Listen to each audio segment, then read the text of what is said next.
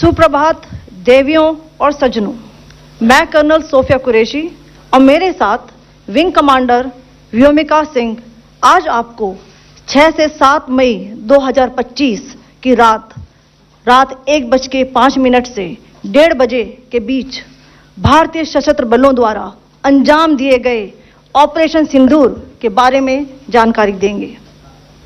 Operation सिंदूर 22 अप्रैल को पहलगाम में हुए विभत्स आतंकवादी हमले के शिकार मासूम नागरिकों व उनके परिवारों को न्याय देने के लिए लॉन्च किया गया था।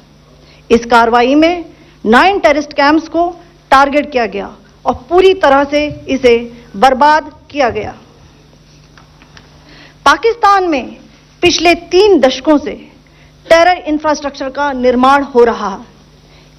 इसमें recruitment, indoctrination centres, training areas व लॉन्च पैड शामिल थे, जो पाकिस्तान और पाक अधिकृत जम्मू कश्मीर POJK दोनों में फैले हैं।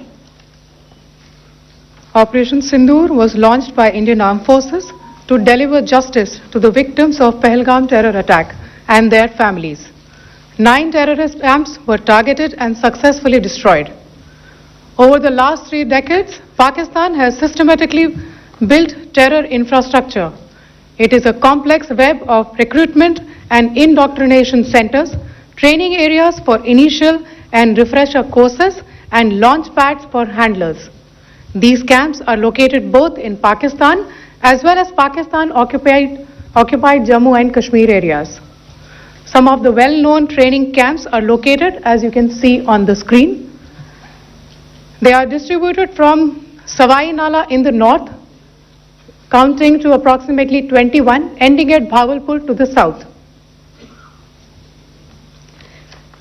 इन लक्ष्यों का चयन विश्वसनीय इंटेलिजेंस सूचनाओं के आधार पर हुआ ताकि आतंक गतिविधियों की रीढ़ तोड़ी जा सके, और यह खास ध्यान दिया गया कि निर्दोष नागरिकों और सिविलियन इंस्टॉलेशन को नुकसान न पहुंचे।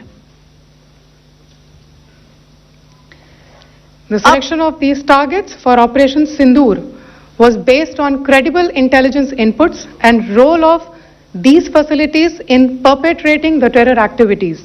The locations were so selected to avoid damage to civilian infrastructures and loss of any civilian lives. This was done with due diligence, and the camps selected for targeting and their engagement will now be shown to you one by one. POJK के target आपको बताना चाहूंगी। सबसे पहले सवाई नाला camp Muzaffarabad, जो कि POJK के लाइन ऑफ कंट्रोल से 30 किलोमीटर दूर है। यह एक लश्कर-ए-तौयबा का ट्रेनिंग सेंटर था। 20 अक्टूबर 2024 सोनमर्ग, 24 अक्टूबर 24 गुलमर्ग, 22 अप्रैल 2025 पहलगाम, इन हमलों के आतंकियों ने यहीं से प्रशिक्षण लिया था। सैयदना बिलाल कैंप मुजफ्फराबाद, यह एक जैश ए मोहम्मद का स्टेजिंग एरिया है। यह हथियार, विस्फोटक और जंगल सर्वाइवल ट्रेनिंग का केंद्र भी था। गुलपुर कैंप कोटली, यह LOC से 30 किलोमीटर दूर था। लश्कर-ए-तौयबा का बेस था, जो रजौरी, पुंछ में सक्रिय था। 20 अप्रैल 2023 को पुंछ में और 9 जून 2024 को तीर्थ यात्रियों के बस हमले में यहीं से आतंकी को ट्रेन किया गया था।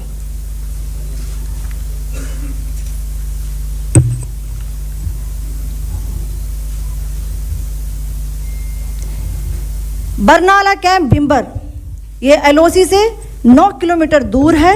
यहाँ पर हथियार, हैंडलिंग, IED व जंगल सर्वाइवल का प्रशिक्षण केंद्र था। अब्बास कैंप कोटली,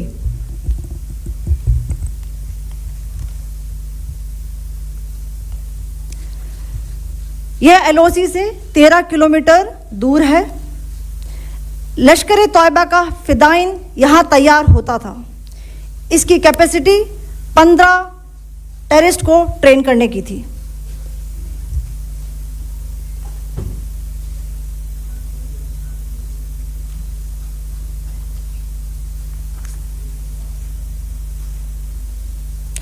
अब मैं पाकिस्तान के अंदर के टारगेट से अवगत कराना चाहूंगी। पहला, सर्जिकल कैंप सियालकोट। यह अंतर्राष्ट्रीय सीमा से 6 किलोमीटर की दूरी पर है, सांबा कठुआ के सामने।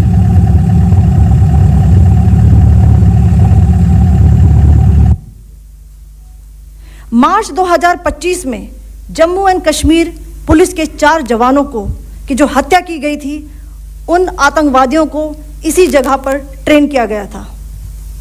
दूसरा, महमूना जाया कैंप सियालकोट। यह 18 से 12 किलोमीटर आईबी से दूर था। हिजबुल मुजाहिदीन का बहुत बड़ा कैंप था। यह कठुआ जम्मू क्षेत्र में आतंक फैलाने का नियंत्रण केंद्र था। पठानकोट एयरफोर्स बेस पर किया गया हमला भी इसी कैंप से प्लान और डायरेक्ट किया गया था। मरकज ताइबा मुरीद के, यह आईबी से 18 से 25 किलोमीटर दूरी पर है। 2008 के मुंबई हमले के आतंकी भी यहीं से प्रशिक्षित हुए थे। अजमल कसब व डेविड हेडली भी यहां ट्रेन हुए थे।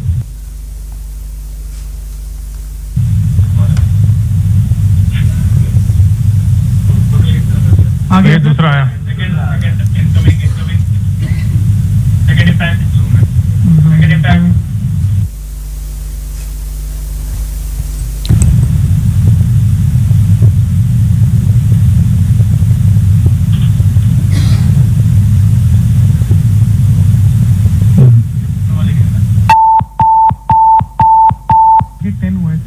टारगेट 10 हुआ, एंक्लोजर सेम ही है। 7 it is hit the target. हाँ हाँ।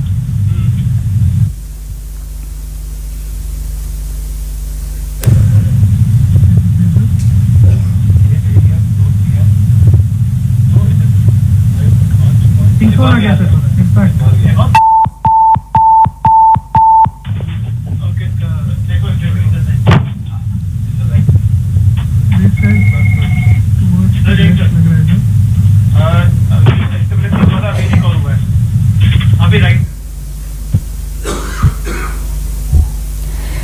मरकज सुभान अल्लाह भावलपुर, ये इंटरनेशनल बाउंड्री से 100 किलोमीटर दूर है। जैश ए मोहम्मद का मुख्यालय था। यहाँ पर रिक्रूटमेंट, ट्रेनिंग व इंडॉक्ट्रिनेशन का केंद्र भी था। शीर्ष आतंकी अक्सर यहाँ आते थे। मैं आप सबको बताना चाहती हूँ कि किसी भी सैन्य ठिकाने का निशाना नहीं बनाया गया और अभी तक किसी तरह की नागरिक क्षति की रिपोर्ट नहीं है। धन्यवाद। जय Hind. The strike on the terror camps were undertaken through precision capability. As shown to you, a niche technology weapons with careful selection of warheads was ensured so that there will be no collateral damage. The point of impact in each of the target was a specific building or a group of buildings. All the targets were neutralized with clinical efficiency, and the results reiterate the professionalism of the Indian Armed Forces in the planning and execution of their operations. No military establishments were targeted. India has demonstrated considerable restraint in its response. However, it must be said that the Indian Armed Forces are fully prepared to respond to Pakistani misadventures, if any, that will escalate the situation. Jai Hind, and thank you very much.